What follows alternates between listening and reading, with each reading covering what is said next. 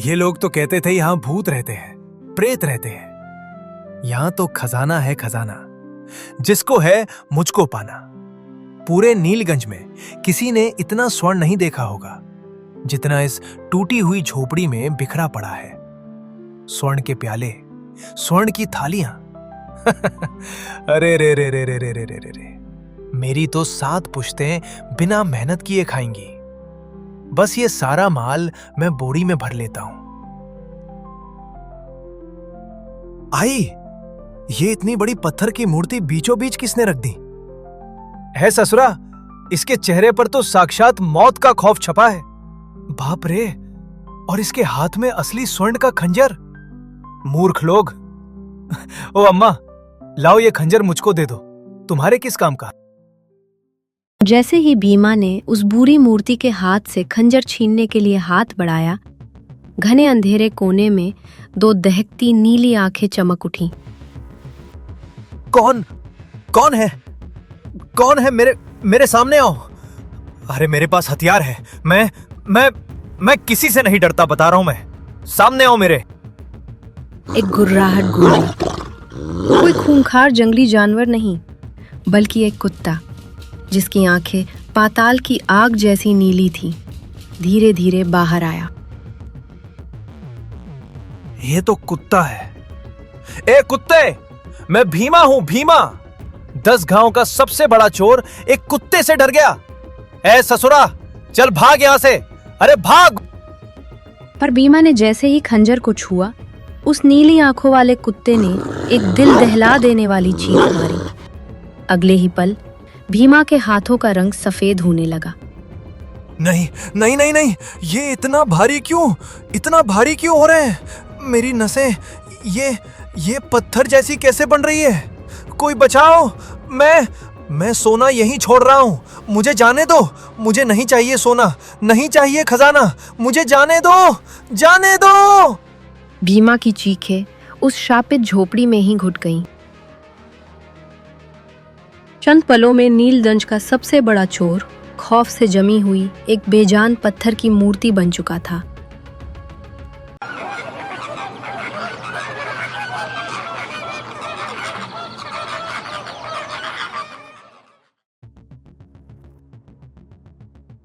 ओ सांभा, मेरे भाई को छूने की हैसियत नहीं है तेरी।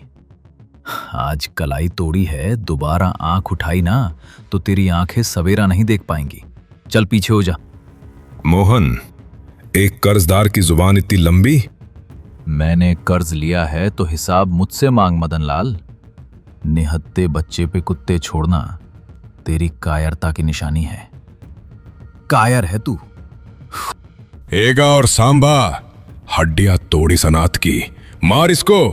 एगा और सांबा हमला करते हैं, लेकिन मोहन बिजली की फुर्ती से दोनों की हड्डी पसली एक कर देता है। मदनलाल डर कर पीछे हटता है। अरे तूने कानून हाथ में लिया मोहन। मैं मुखिया से शिकायत करूंगा तेरी। मैं मुखिया से शिकायत करूंगा तेरी। देखना तू, मैं शिकायत करूंगा तेरी। शिकायत जरूर करना सेठ, पर यह भी कहना कि मोहन कर्ज से भागता नहीं है। सूरज ढलने से पहले तेरा पूरा कर्ज मैं ब्याज सहित तेरी चौखट पे होगा। जा, ये भी बता उसको। आजा, देखूंगा शाम तक स्वर्ण कहां से लाता है भिखारी, वरना तुम दोनों मेरे गुलाम होगे। अरे चलो रे, चलो। मदनलाल और गुंडे बेइज्जत होकर चले जाते हैं।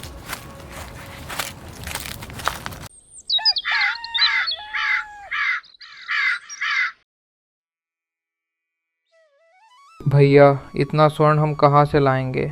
मेरे भाई पिंकू, कहते हैं उस पुराने जंगल की लकड़ियों का शहर में बहुत अच्छा दाम मिलता है। मैं वहीं जा रहा हूँ। नहीं भैया, नहीं, उस श्रापित जंगल में नहीं, वहाँ से कोई वापस नहीं आता। मैं सेठ का गुलाम बन जाऊंगा, पर आपको वहाँ नहीं जाने दूंगा भैया। अरे बस क्या करता है पिंकू, ऐसे थोड़ी ना परेशान होते हैं। देख बेटा, कहानियां कमजोरों को डराने के लिए होती हैं पिंकू। जो अपनी नीयत खुद लिखता है ना, वो नहीं डरता। तू घर जा और कुंडी लगा ले, मैं शाम से पहले लौट आऊंगा। ये तेरे भाई का वचन है, जा। मोहन अपनी कुल्हाड़ी और साथ में पानी का पात्र लेकर जंगल की ओर निकल पड़ा। सूखे पत्तों की खड़खड़ाहट के बीच अचानक उसे एक क्षीण स्वर सुनाई दिया। एक वृद्ध साधु जमीन पर प्यास से तड़प रहे थे। पानी, जल, अरे कोई मुझे एक घूंट जल दे दो। प्यास से मेरे प्राण कंठ तक आ गए हैं। पानी। अरे बाबा, अरे बाप रे बाप। अच्छा ठीक है, आप धैर्य रखिए, मैं देता हूं। ये देखिए, अब मेरे पास एक ही पात्र जल शेष है। लीजिए, आप इसे ग्रहण कीजिए। लीजिए, लीजिए, लीजिए, लीजिए। मोहन जानता था कि इस भयंकर जंगल में बिना जल के उसका स्वयं का जीवित बचना असंभव है, किंतु उसने बिना सोचे अपना सारा जल उस अजनबी साधु को पिला दिया। इस घोर कलयुग में जहां मनुष्य स्वर्ण के लिए अपनों के प्राण ले लेता है, वहां तूने अपने प्राणों का जल मुझे दे दिया। तेरा हृदय गंगा सा पवित्र है पुत्र। किसी के प्राणों की रक्षा करना धर्म है बाबा, और मोहन धर्म के मार्ग पर चलते हुए मृत्यु से नहीं डरता। शाबाश। ये ले बेटा, ये श्रापित वन मायावी है। ले, पकड़ इसको। यहां पग पग पर मृत्यु और लालच का खौफनाक जाल बिछा है। मेरा ये रक्षा तावीज पहन ले। जब मृत्यु साक्षात तेरे सामने खड़ी होगी ना, तब ये तावीज तुझे हर मायावी श्राप और बुरी नजर से बचाएगा। रख बेटा, कल्याण हो तेरा। मोहन ने वो तावीज अपने गले में धारण किया, साधु को प्रणाम किया और उस जंगल के गहरे हिस्से में लकड़ी की तलाश में निकल गया।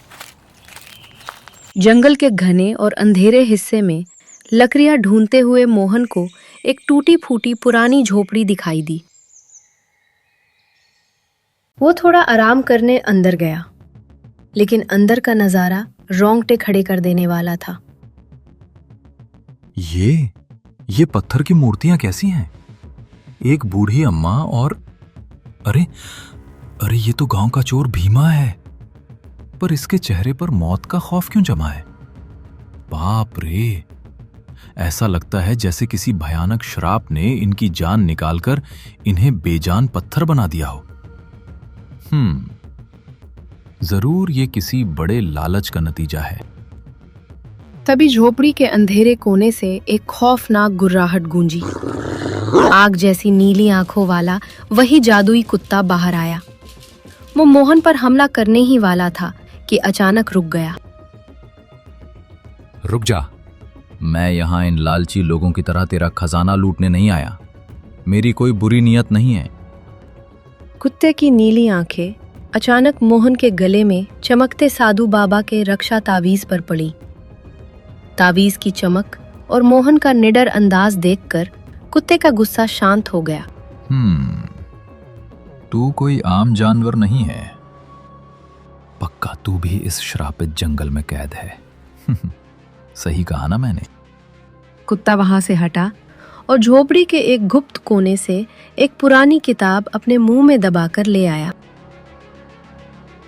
मोहन ने झुककर वो किताब उठा ली। जादुई सोना और श्राप का नियम। ओह, तो ये है इस खौफनाक जादू का राज। चल मेरे साथ चल दोस्त, मैं तुझे इस अंधेरे जंगल से बाहर निकालूंगा। चल। मोहन ने उस रहस्यमयी किताब को अपने पास छुपाया और उस जादुई कुत्ते को लेकर अपनी झोपड़ी की ओर निकल पड़ा। मोहन उस जादुई कुत्ते और किताब को लेकर सुरक्षित अपनी झोपड़ी में लौट आया। पिंकू की हैरानी का ठिकाना नहीं था। मोहन ने किताब खोली और उसमें लिखा वो जादुई मंत्र पढ़ा।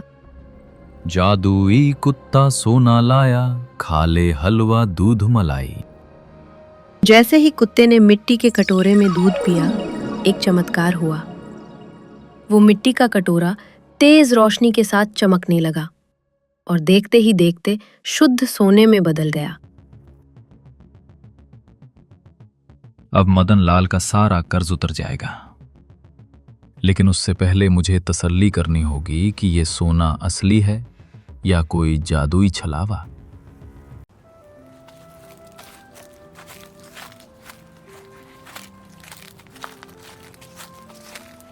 मोहन सोने का वो कटोरा लेकर गांव की सबसे चालाक और लालची सुनार कांतीलाल की दुकान पर पहुंचा। कांतीलाल ने जैसे ही उस कटोरे को कसौटी पर घिसा, उसकी आंखें फटी की फटी रह गई। अरे रे रे रे रे रे रे रे, हे भगवान, इतना सारा सोना! ऐसी चमक तो मैंने राजा के खजाने में भी नहीं देखी। अगर ये कटोरा मेरा हो जाए तो मेरी तो 7 पुश्तें राज करेंगी। अरे मोहन, तू भी ना। अरे पगले, ये पीतल है, पीतल, जिस पर सोने का पानी चढ़ा है, बिल्कुल नकली। हाँ चल, अब देख, अब तू हमारा पुराना जान पहचान वाला है, तो इसकी खातिर मैं तुझे इसके 2 चांदी के सिक्के दे देता हूं। ला इधर ला, ला ला ला ला, दे दे बेटा, ला। अपनी चांदी अपनी जेब में रख कांतीलाल।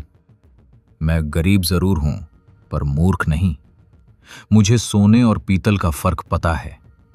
और रही बात इसकी कीमत की, तो ये मदन लाल की पूरी हवेली खरीदने के लिए काफी है।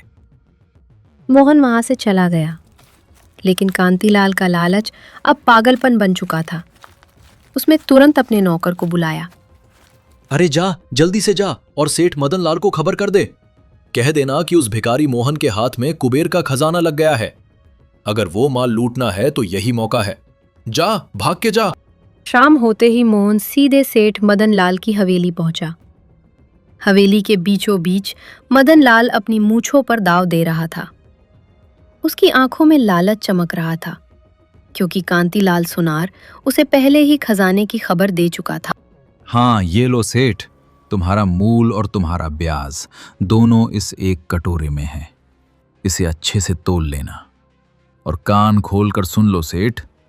आज के बाद मेरे या मेरे भाई पिंकू की तरफ आंख उठाई ना, तो वो आंखें दोबारा सवेरा नहीं देख पाएंगी। मेरा कर्जा आज से खत्म। हमारा हिसाब किताब साफ। सोने की खनक सुनकर मदन लाल के गुंडे भी हैरान रह गए।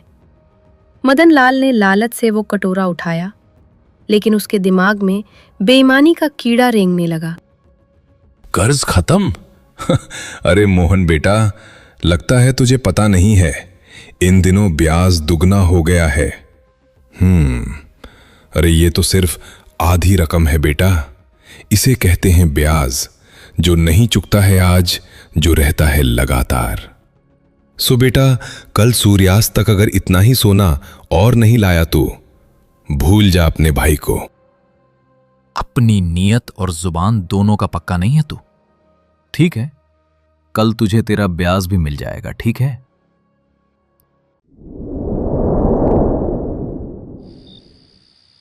रात का सन्नाटा छा चुका था। मदन लाल चैन से सो नहीं पा रहा था।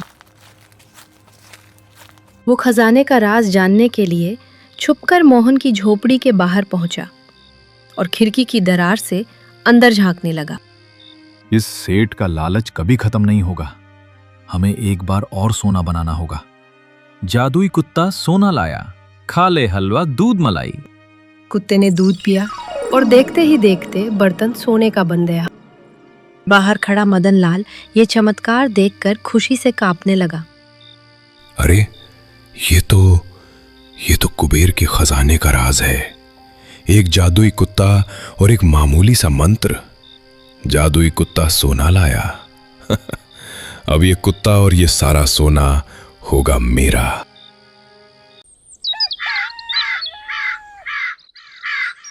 मदन लाल ने अपना सबसे बड़ा दाव खेला।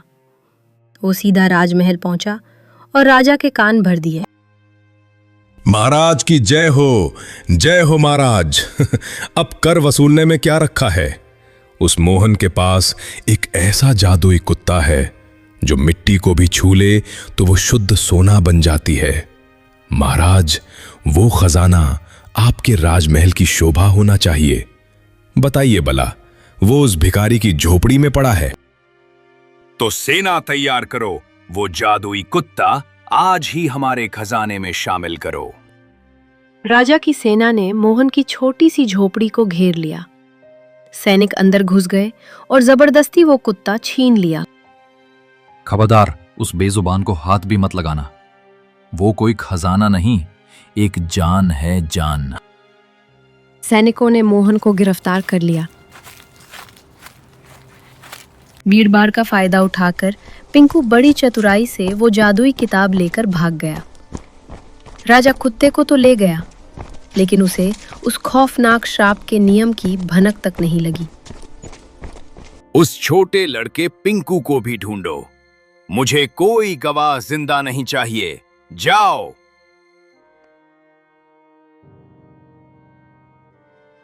राजमहल की अंधेरी काल कोठरी में मोहन बंद था। तभी पिंकू छुपते छुपाते वहां पहुंचा। उसके हाथों में वही जादुई किताब थी। भैया भैया, राजा ना कुत्ते से सोने के हथियार बनवा रहा है। किताब का आखिरी पन्ना देखिए। यदि कोई क्रूर राजा अपनी सेना के लिए उस स्वर्ण से अस्त्र शस्त्र बनाएगा तो वह कुत्ता हमेशा के लिए एक खूंखार दानव में बदल जाएगा और पूरे राज्य को बर्बाद कर देगा वो। अब तो मुझे उस कुत्ते को क्रूर राजा से बचाना ही होगा। तभी एक पहरेदार वहां धमका। उसके हाथ में नई सोने की तलवार चमक रही थी। आज इसी शुद्ध सोने से तेरा सर धड़ से अलग कर दूंगा। तेरे कायर महाराज की इस तलवार में कोई धार नहीं है। अगर खून में दम है तो चला वो सोने की तलवार। दिखा अपना दुस्साहस, दिखा। चला मुझ पे तलवार, मुझ पे चला। पहरेदार का अहंकार जाग उठा। उसने पूरी ताकत से तलवार हवा में उठाई, लेकिन खौफनाक श्राप जागृत हो चुका था। मेरी तलवार हाथ से चिपक क्यों गई? मेरा शरीर पत्थर। पलक झपकते ही पहरेदार एक खौफनाक पत्थर की मूर्ति बन गया। पिंकू ने तुरंत उस पत्थर की कमर से चाबियां निकाली और अपने निडर भाई को आजाद कर दिया। इधर राजमहल का विशाल खजाना शुद्ध सोने की तलवारों और सिक्कों से अटा पड़ा था और सेठ मदन लाल की आंखों में लालच का नंगा नाच चल रहा था। अरे मूर्ख राजा, पेट भर गया तो सोने चला गया। अरे जिस शिकारी ने ये कुबेर का खजाना ढूंढ निकाला, वो भला राजा के फेंके हुए टुकड़ों पर क्यों पलेगा? सेठ मदन लाल किसी के रहम पर नहीं जीता, वो राज करता है, राज। मदन लाल जादुई कुत्ते की तरफ दबे पांव बढ़ता है। कुत्ता उसे देखकर फुफकारता है। आजा आजा आजा आजा आजा मेरी सोने की खान। आज इसी वक्त मैं तुम्हें यहां से गायब कर दूंगा। कल इस राज्य का राजा कोई और नहीं, सिर्फ मैं होऊंगा। सबसे धनवान, सबसे ताकतवर महाराज मदन लाल। चल आजा आजा आजा। मदन लाल ने जैसे ही उस जादुई कुत्ते को बोरे में डाला, क्रोध से आग बबूला राजा वहां आ खड़ा हुआ। गद्दार! मेरी दी हुई रोटी खाकर मेरे ही खजाने पर डाका। महाराज, ये कुत्ता मेरा है। मैंने ही इस खजाने की खोज की थी, तो मैं ही इस पर राज करूंगा। हाँ। तभी मोहन वहां दाखिल हुआ। ये खजाना न तेरा है मदन लाल, और ना ही इस लालची राजा का। ये तुम दोनों की मौत का बुलावा है। एक मामूली भिखारी की इतनी जुर्रत कि वो एक राजा को चुनौती दे। सैनिकों, अपनी इन नई नई शुद्ध सोने की तलवारों से इन दोनों गद्दारों का सर धड़ से अलग कर दो। आज मेरे स्वर्ण के शस्त्रों का पहला शिकार ये दोनों बनेंगे। मारो इनको। राजा का आदेश मिलते ही खूंखार सैनिकों ने मोहन और मदन लाल को मारने के लिए अपनी चमकती हुई सोने की तलवारें हवा में उठाईं। लेकिन जैसे ही उन मायावी हथियारों में हत्या का इरादा जागा, वो खौफनाक श्राप टूट पड़ा। मेरी तलवार हाथ से चिपक क्यों गई? मेरा शरीर पत्थर। ये क्या हो रहा है? ये क्या? मेरी अजय सेना ये पत्थर की कैसे बन रही है? ये क्या हो क्या रहा है ये? देखते ही देखते राजा के सैनिक चीखते हुए सलेटी पत्थर की खौफनाक मूर्तियों में बदल गए। मदन लाल ने देखा कि मौत सामने खड़ी है, लेकिन उसका लालच अब भी जिंदा था।